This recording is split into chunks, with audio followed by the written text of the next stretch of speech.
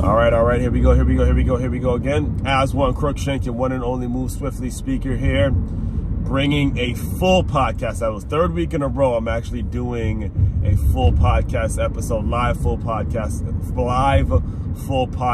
episode, merged with a Move Swiftly thought. You know, I started doing this about a week ago instead of, you know, normally when I do the full recordings on the Move Swiftly podcast, I go through Zoom and I record and it doesn't come out till a couple weeks later. But seeing that I had to pivot a couple weeks ago because my ankle was bothering me and there was some subjects that were just hot button issues for me, I was like, you know what, I might as well just do the full recording here, you know, put it out on YouTube first, and eventually it'll be on the Move Swiftly podcast, which is the hub for everything and how everything got started. So today is no different. Today is another hot button issue over here in the Move Swiftly sports marketing world. All right, I'm recording this on Good Friday. Actually, I'm recording this Good Friday, and in tomorrow, March 30th, it is the official launch of the newly formed UFL. All right, now if you have been in my world for quite some time, you've heard me say how dire the need is for the NFL to have a feeder system. All right, how dire the need is, and everything, you know, I lived through this about 10 years ago. Lost everything, you know, bankrupt, credit, lost my car, got repossessed, living out of a car, and, you know, doing everything I could to try to start my own minor league football team, and everything just crashed and burned on me. And when I see it happening, or when I see people continuously attempting to do this and try to create and try to sell it as a D league or a developmental league for the NFL, I have to speak on it. Not only that, but this business, the business when it comes to Move Swiftly and sports marketing, everything I'm doing when it comes to my brand, I learned this business because of my experience as a college football player and seeing how major college football has grown over the years, where if you want to build, and again, I'm here to tell you, yes, the NFL needs the NFL doesn't need a developmental league. The NFL does need a feeder system, all right? And what the UFL is creating, what we're going to be seeing tomorrow as of this recording, I'm not sure when you're listening to this, but what we're going to be seeing with the UFL is not a feeder league. It's not a feeder system, excuse me. It's a league. It can be served as a feeder league, but there's a difference between building a league and building a system. All right, understand that what happened, just to give you some backstory, what happened from last year to this year is there were two spring football leagues. One was the XFL and the other was the USFL, and they obviously two teams that had, I believe, 8 teams in it, that made it a total of 16 teams. Now this year they merged and now they only have 8 teams. So obviously, and I remember I wrote this article last year, I titled this article, "A New League Won't Work." And I explained to you guys, I broke down the numbers of how much the NFL is bringing in, the fan bases that the NFL is bringing in, the amount of people that are coming to NFL games, things of that nature, that are just coming to one NFL game versus the amount of people that show up to, whether it's an XFL or a USFL or whatever you want to call it now, how much people are showing up to the games in totals, and the numbers were just not even comparable numbers. All right, and you got to, this stuff is very important because the NFL needs a system in which, yes, players are being developed, farm systems, in which we're going to get into that in a second. But what people continuously make the mistake of doing is trying to create a brand new league. And when you try to create a brand new league, you create a conflict of interest. You create a conflict of interest with the hub, you know, the kahuna, the gold standard, which is the NFL. The NFL is the gold standard when it comes to football, and you know, where everyone's trying to go is the National Football League. I've heard it said often, they own a day of the week. So whenever you're attempting to work with them or create opportunities with the NFL, you got to make sure you don't have any conflicts of interest. You got to make sure that the conflicts of interest are eliminated. And what we are seeing with the UFL is that's all they're doing, is creating a conflict of interest. They're creating a conflict of interest. Let me break down a couple examples. I remember it was years ago, man. I keep, you know, I'm in this world. I've been keeping up with this world. I keep up with this kind of stuff since I graduated from college. And, you know, what I wanted to do after college was actually coach an NFL team. But it was I graduated college during the year of the NFL lockout in 2010. So there were certain things in place that told me, look, what the NFL actually needs is an entrepreneur. What the NFL actually needs is a business mind like myself to create ideas, to create strategies, so we can go back to work and we can create a cohesive system. So that's where I decided to take the path that I took towards getting my ideas out there, working with business folks, and, you know, learning from what we were seeing in the NFL, right? So anyway, I remember it was when I was watching an interview. I believe it was Jerry Jones and Jerry Richardson. Jerry Jones and Jerry Richardson. Now, most people know who Jerry Jones is, current owner of the Dallas Cowboys. But the Jerry Richardson, he was the former owner of the Carolina Panthers, and they were having to sit down and talking about the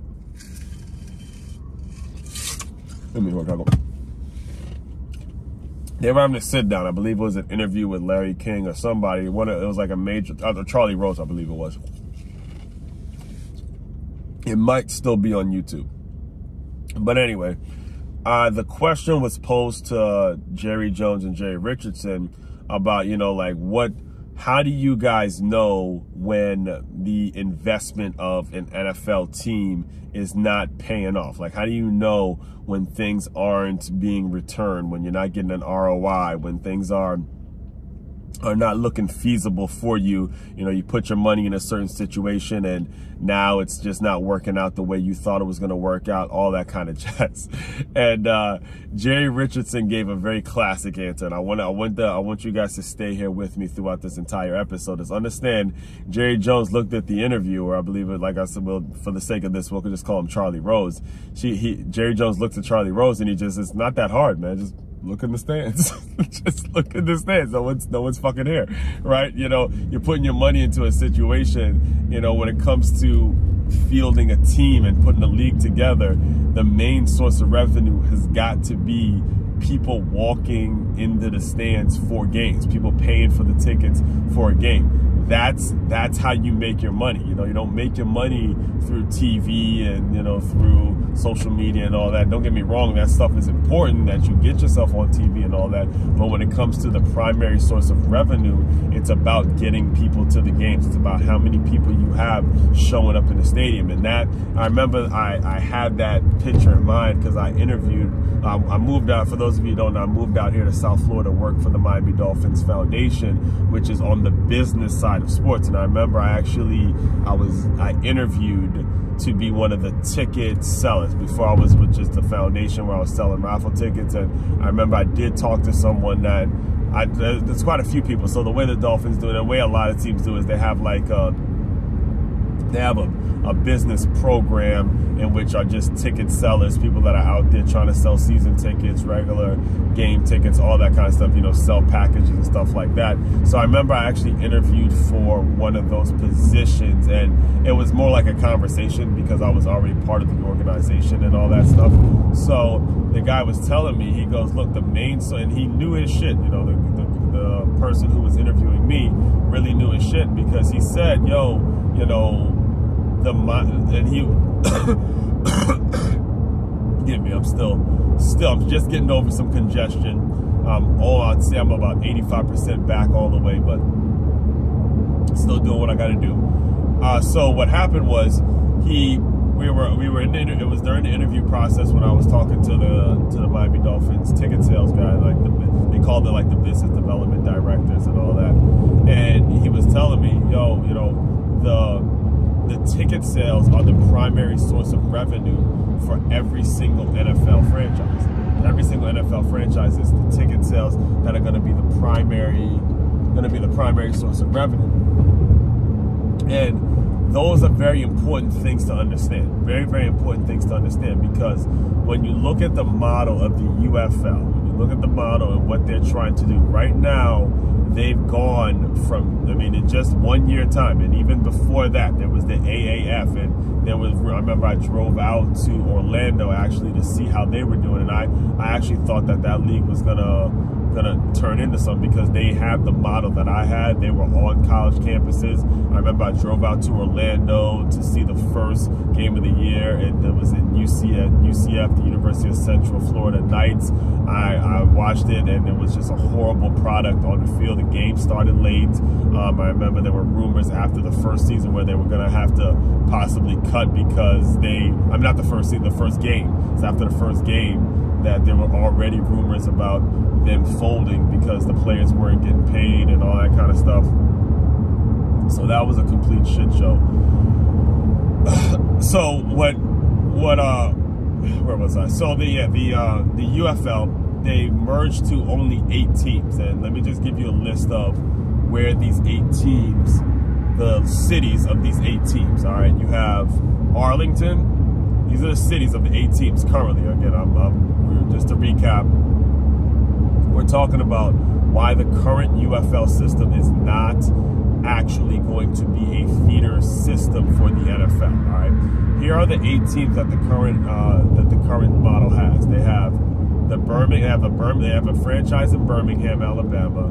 They have 3 franchises in Texas, 1 in San Antonio, 1 in Houston, and 1 in Arlington. They have a Michigan franchise, they have a St. Louis franchise, they have a DC franchise, and they have a Memphis franchise. All right, 8 cities. 3 of the 8 cities in Texas, and if I'm not mistaken, there's already 2 NFL teams in Texas. There's Houston Texans, obviously, and then the big one, the Dallas Cowboys, right?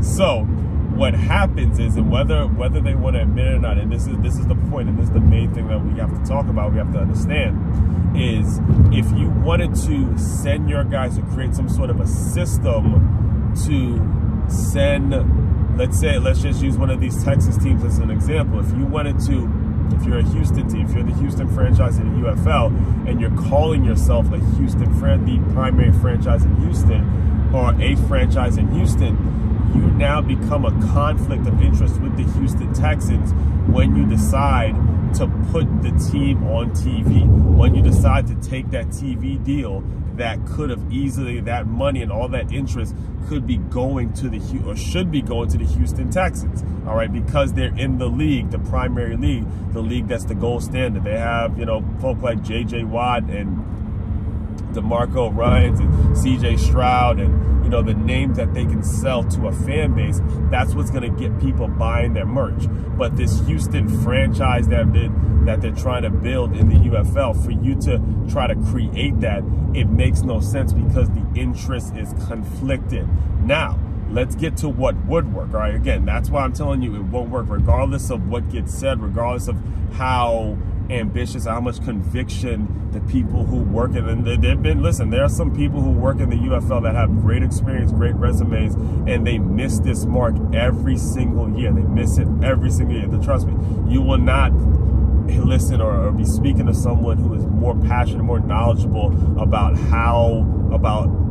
actually seeing the NFL develop a feeder system. This was exactly what it is. I went bankrupt trying to create this opportunity, and what I learned throughout that entire situation is that you can't try to build a brand new league. You can't go try to build something brand new.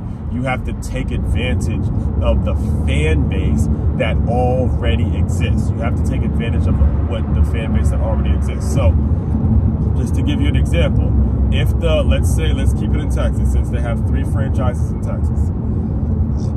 Excuse me. If the Dallas Cowboys were to come out and publicly announce that I have 3 affiliate franchises, 3 affiliate feeder franchises. One is in Arlington, one is in Houston, and one is in San Antonio.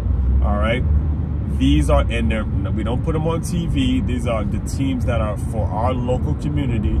Those Dallas Cowboys fans, the billions of Dallas Cowboys fans that are already out there, those fans think to themselves, okay, I'm going to support these franchises, as opposed to the way it's set up now, to where you have 3 separate franchises that are trying to survive in a brand new league opposite of what already exists in their local community, as opposed to the Dallas Cowboys actually making that public information that we affiliate with them, and then, you know, forget the TV, forget, or, you know, if you want to put them on a local channel, whatever, to watch, you know, the Texas game, but to try to get them on to get a deal where you're getting them on national TV, on ESPN and Fox and all that, and then it's, you know, you say it yourself, the coaches, I've watched quite a few of the interviews of, you know, what's going to be going on with the UFL and the merger.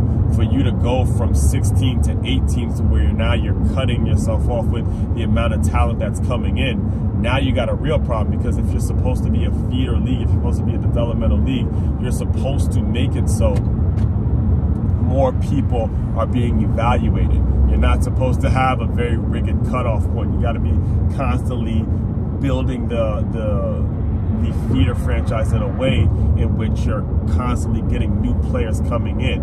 And because they tried to build a league too early to start, now we see the league moving, we see the situation moving in the wrong direction. But what you should have been doing is working with local franchises, all right? Working with local franchises. Even if we want to use that, I use this example all the time, especially being out here in South Florida.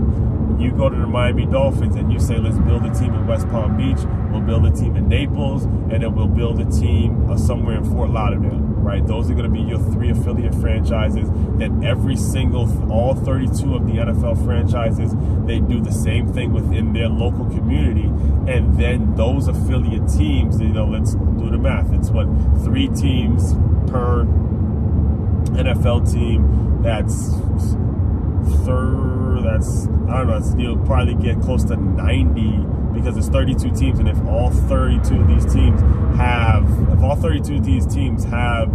3 affiliate franchises, 3 affiliate feeder franchises, you'll get close to 90 teams that you can keep off TV. Again, you don't need to, it doesn't need to be something that's gonna, you know, be on TV. You can make sure training is involved. You can make sure there's a lot of 7-on-7 involved. You can make it so that there's something that the local fan base can take advantage of. You can call guys up, you can test out the rules and all the stuff that they're doing. Like you hear it all the time. Oh yeah, we got, you know, new technology for this new league, and we got this for this new league.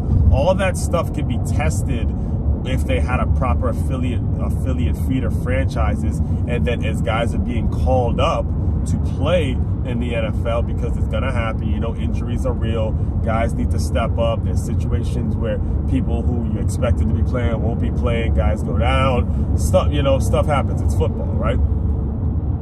You have a good solid influx, right? You have a good solid steady, I shouldn't say influx, but you have a good solid steady stream of players that are coming in, and it's over 90 different, right? It's over 90 different affiliate franchises, and you have your options, so you don't have to go get a guy off the street. You have situations where you're setting up trade, like the business. If you want to, and, you know, I know it may sound like 90 teams is a lot of teams, but if you wanted to be set up the right way, you set these up as training companies, as companies that, you know, they're out there training, football training companies, very much like the specialty gyms that we see, the D1 franchises that we see, whether it's D1, whether it's, especially out here, we got Bomberettos, we got a ton of situations in which NFL players and players that are trying out in the NFL, they move out here for a period of few months just to train.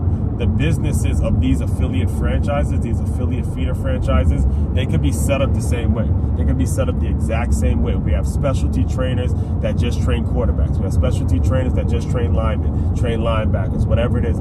Everything that you're creating when it comes to building affiliate feeder systems and affiliate feeder franchises for each NFL team, all of this stuff is set up already. Everything's in place, but because the training is already available to these guys. This is what they do. I'm just telling you what I know. All right, I'm telling you exactly what I know.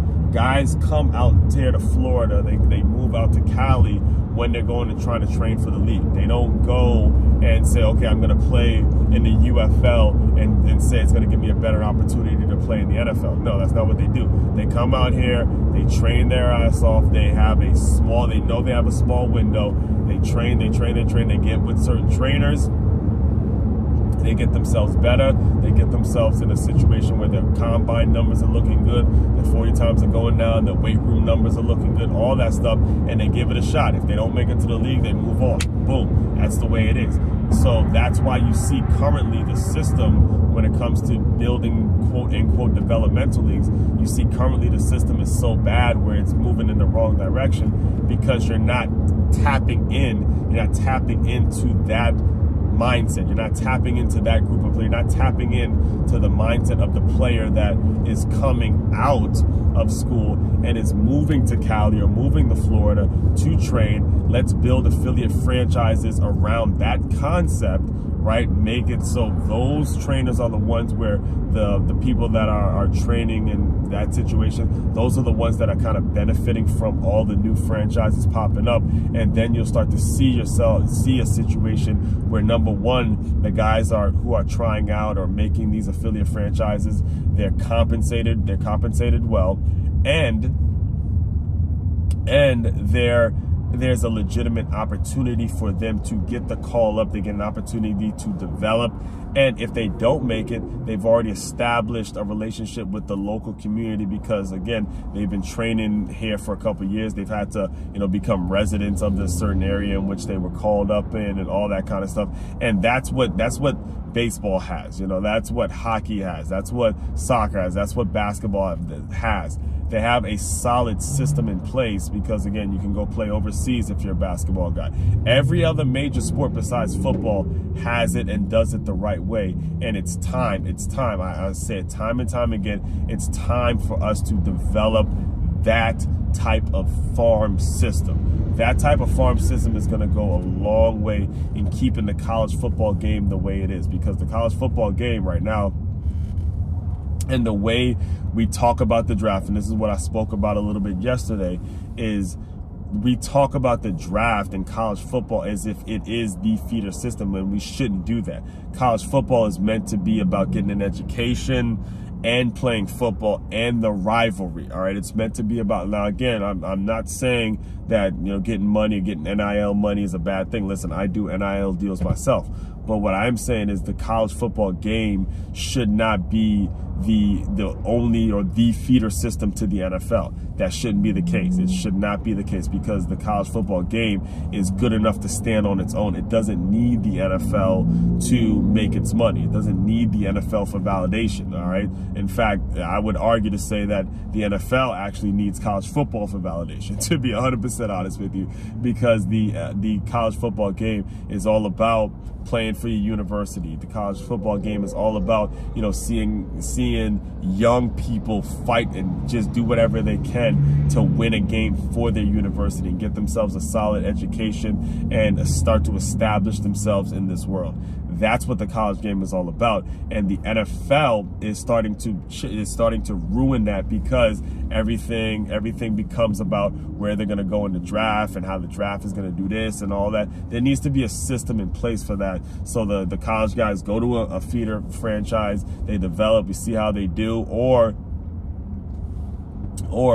there's a situation in which, hey, maybe this college player is at a feeder franchise that was similar or that is close to his college program, and that fan base from his college program to this affiliate feeder franchise, there's still a major fan base, and they can use that guy. Like, you could be we'll even give you an example. Let's say that there was a minor league or developmental franchise in Tuscaloosa, and the player had a great career at Alabama, wasn't NFL ready, but he was able to play for a couple of years at this Tuscaloosa, call them the Tuscaloosa Tigers. He's able to take advantage of the fact that, hey, this was a big star in Alabama. He can play for the Tuscaloosa Tigers or whoever it is, and Tuscaloosa Tigers has a great relationship with what the Alabama football program has already built. Again, not going in there saying we're trying to be Alabama, but we're just trying to be that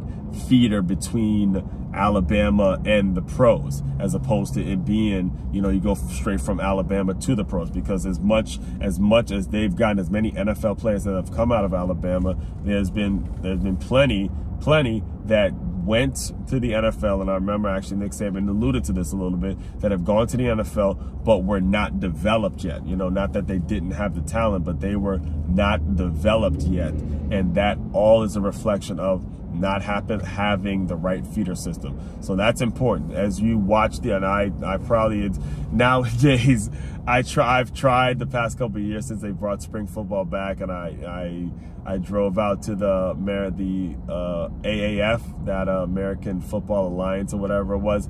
It's hard for me to watch. I ain't gonna lie to you. I love football more than anything, man, but it's hard for me to watch these spring games because the quality of football is so bad, and I have the model. Like, I'm sitting here with the model to do it the right way, yet it just aggravates me to see it being done the wrong way, and, you know, seeing it go in the wrong direction. But I'm telling you, I am all for it, man. I will not stop. I will not stop talking about this particular thing until I see it happen. That's the way, again, my business mission, my business plan, everything that I created with my company, the way it all kind of came, the vision kind of came through trying to create this franchise and everything I learned as a college football player. So this is right in line with one of the things that I'm hoping to, one of the situations that I'm hoping to solve with the business that I've started. And the plan for me is to create my own school of sports management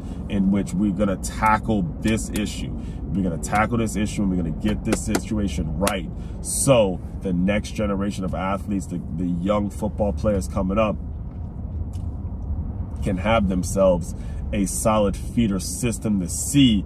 So now they're picking schools for the right reasons. They're getting themselves a great education, and they're just, again, being honest. You know, look, I'm going to try out a little bit for maybe one of these affiliate franchises, but I'm going to start putting some things in play so I could start my career after football, because I know what it takes to get to the NFL, and I'm going to start putting my plans, my backup plans together to get things right. So, all that being said, main website to check out to dive a whole lot deeper into my work, it's makeyourmove.com. That's MakeYaMove.com. Fellow teammates, continue to move swiftly. We will talk more soon.